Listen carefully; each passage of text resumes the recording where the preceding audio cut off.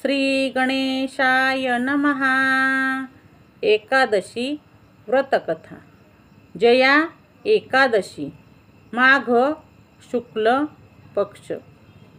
स्वरसेन नावाचा गंधर्व इंद्र दरबारात नित्य गायनाचे कार्यक्रम करीत असे।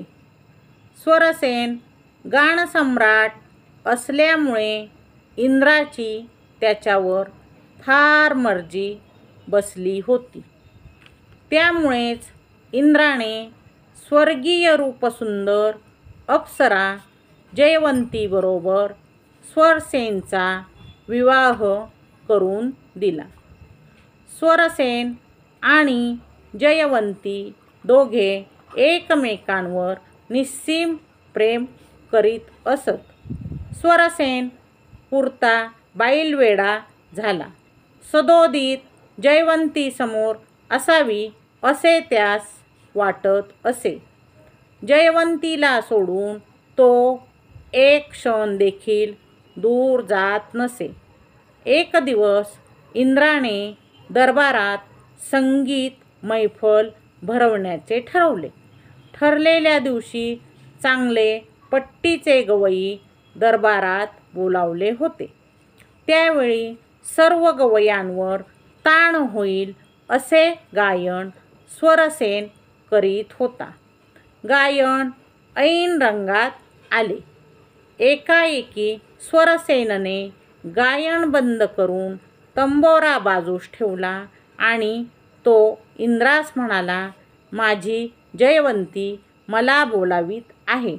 तिची मधुर हाक माझ्या कानावर येऊन आदळली आहे। मी आता मुळीच गाऊ शकत नाही। गायनरंगाचा भंग झाल्यामुळे इंद्र खवळला आणि त्याने क्रोधातच स्वरसेनला शाप दिला। या सुंदर संगीत मैफलीच्या वेळी जिची आठवण तुला झाली ती पिशाचिनी होईल। स्वरसेन घरी गेला तो खरोखरच जयवंती पिशाचिनी झाली होती। अखेर दोघांनीही ते घर सोडले व जंगलात असह्य जीवन कंठू लागले। एक दिवस नारद मुनींची आणि स्वरसेनची भेट झाली। नारद मुनींनी सर्व परिस्थिती जाणून घेतली व स्वरसेन आणि जयवंतीला माघ शुक्ल पक्षातील जया एकादशी हे व्रत करण्यास सांगितले। नारदांनी सांगितल्याप्रमाणे स्वरसेन आणि जयवंती दोघांनीही माघ शुक्ल पक्षात जया एकादशी हे व्रत केले। त्यामुळे जयवंतीचे पिशाचिनीचे रूप पालटून ती पूर्ववत सौंदर्यशाली झाली आणि ती दोघे स्वर्गात सुखासमाधानाने राहू लागली। या दिवशी भगवान विष्णूचे नामस्मरण करावे।